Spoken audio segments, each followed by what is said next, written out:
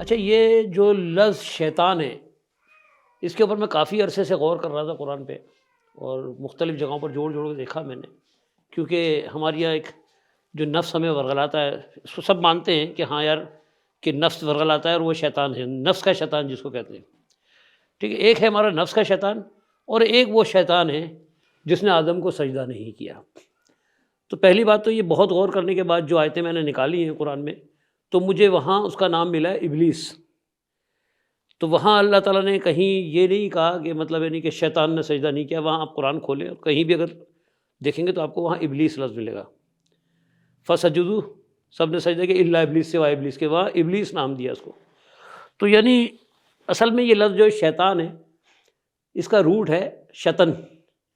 شطن کہتے ہیں دور ہو جانے کو.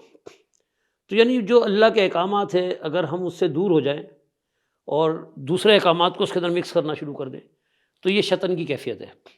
اور شیطان کا جو لفظ شطن سے نکلا ہے، یہ عمل ہے، یہ اسم نہیں ہے. ابلیس اسم تھا، یعنی وہ جنوں میں سے تھا. جس طرح قرآن میں اس کے بارے میں سورہ کہف میں مل جائے گا آپ کو، کان من الجن و کان من الکافرین، کہ وہ جنوں میں سے تھا اور اس نے کفر کیا. تو جو لفظ شیطان ہے، اگر ہم غور کریں اس کے اوپر، کہ اگر یہ فعل ہے، اسم نہیں، یعنی کوئی شخصیت نہیں ہے بلکہ ایک فعل کا نام ہے. جس کی مثال ہم یوں لے لیں کہ جیسے بچہ اگر کوئی شیطان جو بدتمیزیاں کرتا ہے یا غلط حرکتیں کر رہا ہوتا ہے، تو ہم کہتے ہیں بہت شیطان ہو گیا. تو شیطان واضح طور پہ ایک عمل کا نام ہے، اور قرآن نے بھی اس کو جو دکھایا ہے، تو اس کے لیے آپ سورہ شمس اس کا مطالعہ کریں تو اس میں وہاں ہے فَأَلْهَمَهَا فُجُورَهَا وَتَقْوَاهَا. لہم کہتے ہیں ٹھوس کے بھر دینے کو. تو اللہ تعالیٰ وہاں کہہ رہا ہے فَأَلْهَمَا، پس ہم نے لہم کر دی، تمہارے اندر ڈال دی، فجورها وتقواها، یعنی فجور وہی شیطانیت، وہ تقوا اور تمہارا تقوا، یعنی تمہاری پرہیزگاری اور تمہاری نافرمانیاں. تو وہ نافرمانیاں وہاں فجور جو ہے وہ ہے شیطانیت. تو یہ دونوں چیزیں ہماری نفس کے اندر ہے. تو نفس کے بارے میں پہلے ایک پروگرام کر چکے ہیں کہ نفس امارہ ہے، نفس لوامہ ہے، اور نفس المطمئنہ ہے. تو نفس امارہ وہ نفس ہے جو ہمیں ورغلاتی ہے، اور نفس لوامہ وہ نفس ہے جو ہمیں اس کے اوپر ملامت کرتی ہے. یعنی یہ تقوی والی ہے اور وہ شیطان والی ہے. تو جس کے جو پھر نیک عمل کرتے ہیں تو نفس المطمئنہ بن جاتی ہے ہماری، کہ ہم اس کو، اگر ہم شیطان کو دبائیں اور ہم اس کو اٹھائیں. تو فَأَلْهَمَهَا والی آیت اگر ہم پڑھ رہے ہیں تو وہاں دیکھیں فَأَلْهَمَهَا فُجُورَهَا وَتَقْوَاهَا. وہاں قادر اللہ تعالیٰ کہہ رہا ہے کہ ہم نے تمہارے اندر ٹھونس کے بھر دیے، لہم کر دیے تمہارا فجور اور تقویٰ، دو چیزیں. قد افلح من تزکا، اس کی اگلی آیت ہے قد افلح من تزکا. قد یقیناً، فلاح پایا، افلح فلاح پائی یا کامیاب ہوا، من تزکا کون؟ جس نے تزکیہ کیا. ٹھیک ہے، جس نے تزکیہ کیا، اپنے آپ کو پاک کیا سے، یعنی شیطانی عمل سے پاک کیا، وہ کامیاب ہو گیا. وقد خواب من دساہا، اور وہ شخص جس نے مطلب یعنی اس کو یعنی اس شیطانیت کو ابھارا، خواب من دساہا، اور اس کو نہیں دبایا اس نے، یعنی کہ وہ عمل اس شیطانی عمل میں رہا. تو یعنی ایک وہ بتا رہا اللہ تعالیٰ ہمیں کہ دو چیزیں ہم اندر ڈالیے. تو تزکیہ یا نفس یعنی ہمارا شیطانی سے دور ہونے کے لیے اللہ تعالیٰ کیا کہہ رہا ہے ہم سے؟ وہاں اللہ تعالیٰ کہتا ہے قد افلح من تزکا. تو یعنی تزکیہ کرنا ہے اس کو. ٹھیک ہے، جس نے نہیں دبایا اس کو، تزکیہ نہیں کیا، وہ ہے فجور. تو دو چیزیں ہمیں ملتی ہیں، کہ دو عمل ہمیں ملتے ہیں. تو یہ شیطان جو ہے وہ عمل والا شیطان ہے، اور اس کا تعلق ہمارے نفس سے ہے. تو اگر ہم کہتے ہیں کہ وہ جو ابلیس، آدم علیہ السلام کا جو معاملہ تھا وہ ابلیس کا تھا، اور اس نے بھی وہاں پر بھی اس نے اللہ کی نافرمانی کی تھی، یعنی فجور تھا اس کے اندر، اس نے نہیں مانا، اس نے اپنے آپ کو انسان سے زیادہ افضل سمجھا. تو وہاں ابا واستکبر وکان من الکافرین، یہ لفظ آیا ہے قرآن میں، ابا واستکبر، یعنی ابا کہتے ہیں سختی سے انکار کرنے کو، کہ میں نہیں مانتا. واستکبر، اور اس نے تکبر کیا. وہ کانا من الکافرین، وہ کافروں میں سو گیا. اچھا، یہ جو شیطان کا لفظ ہے، یہ جنوں کے لیے بھی اور انسانوں کے لیے، دونوں کے لیے استعمال ہو سکتا ہے. جس طرح اگر میں اس کی ایک آپ کو چھوٹی سی مثال دے دوں، سورہ بقرہ میں اگر آپ جائیں تو وہ جو ان لوگوں کے بارے میں، شیطان فطرت لوگ جو ہوتے ہیں ان کے بارے میں ہے نا، وَإِذَا لَقُوا الَّذِينَ آمَنُوا، کہ جب وہ ایمان والوں سے ملتے ہیں قالوا آمنا، تو کیا کہتے ہیں کہ ہم بھی ایمان لائے۔ وَإِذَا خَلَوْا إِلَىٰ شَيَاطِینِهِمْ، وہاں لفظ وَإِذَا خَلَوْا یعنی وہ خلوت میں ہوتے ہیں، إِلَىٰ شَيَاطِینِهِمْ کن کے ساتھ؟ اپنے شیطانوں کے ساتھ۔ وَإِذَا خَلَوْا إِلَىٰ شَيَاطِینِهِمْ قَالُوا کہتے ہیں إِنَّا مَعَكُمْ، ہم تو تمہارے ساتھ ہیں، إِنَّمَا نَحْنُ مُسْتَهْزِئُونَ، ہم تو ان سے مذاق کر رہے تھے۔ ٹھیک ہے، تو یعنی یہ کیفیت، اب یہاں انسان کو شیطان کہا جا رہا ہے، یہاں کوئی جن نہیں ہے، یہاں کوئی ابلیس نہیں ہے، بلکہ وہ انسان ہی کو مخاطب کر کے اللہ نے شیطان کہا ہے قرآن میں، کیونکہ وہ ایک عمل ہے، وہ عمل جو بھی کرے گا وہ شیطان ہے، یعنی جس نے شیطان کیا وہ شیطان ہے۔ تو اس معاملے میں اگر یہ جوڑ دینا کہ شیطان جو ہے وہ آتا ہے ورغلاتا ہے، اب اگر روایتوں میں جا کے اگر آپ اس کو دیکھیں گے نا تو آپ کو بہت کچھ ملے گا، بلکہ میں آپ کو ایک سنا دیتا ہوں، ایک چھوٹا سا ایک ٹکڑا سنا دیتا ہوں کہ جو مال غنیمت جب اکٹھا ہوا، اب یہ روایت سنا رہا ہوں میں آپ کو، جب مال غنیمت اکٹھا ہوا تو وہاں پر صحابی رسول جو ہے وہ پہرا دے رہے تھے، کیونکہ اللہ کے نبی کا حکم تھا، تو وہ چرانے کے لیے وہاں شیطان آیا، یعنی انہوں نے شخصیت بنا دیا ہے روایت کے اندر، وہ شیطان آتا ہے، بہرحال وہ اس کو پکڑ لیا جاتا ہے۔ میں مختصر کر کے سنا رہا ہوں، اور مشہور حدیث ہے یہ، تو اکثر آپ نے سنی بھی ہوگی مولویوں سے۔ تو وہ جب پکڑ لیتا ہے اس کو تو وہ بہرحال کہتا ہے کہ چلو میں تمہیں اللہ کے نبی کے پاس لے کے جاؤں گا، تو کہتا ہے میں تمہیں ایک ایسا عمل بتاتا ہوں کہ میں تمہارے مال کی حفاظت ہو جائے گی۔ تو اس نے آیت الکرسی بتائی کہ آیت الکرسی پڑھ لو تمہارا مال محفوظ ہو جائے گا۔ تو صحابی رسول اللہ کے نبی کے پاس جاتے ہیں اور وہ ان کو بتاتے ہیں پورا واقعہ، تو اللہ کے نبی نے کہا کہ ہاں وہ صحیح، تم صحیح کہہ رہے ہو، اور اس نے صحیح کہا، اور وہ شیطان تھا۔ تو یعنی اب یہاں پر قرآن نے جو ہے وہ ایک عمل کو بتایا ہے، اور یہاں شخصیت بتائی تھی، یعنی ابلیس کو لے آئے اٹھا کے یہاں پر۔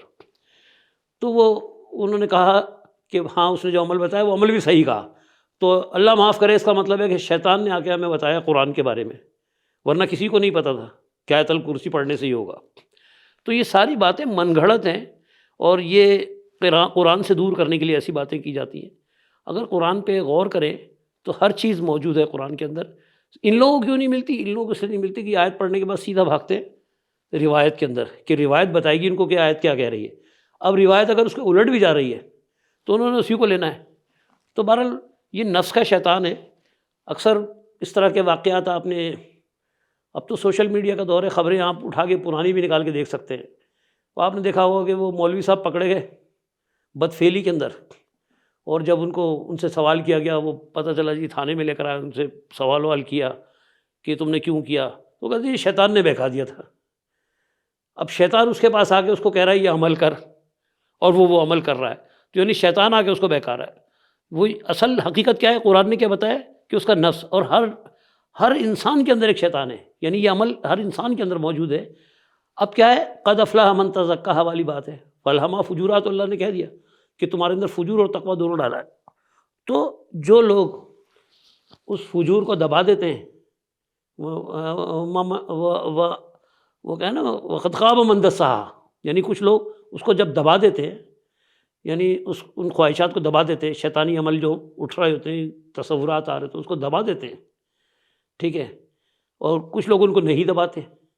تو قد افلح من تزکیٰ، اس کے لیے ہمیں کیا کرنا ہے؟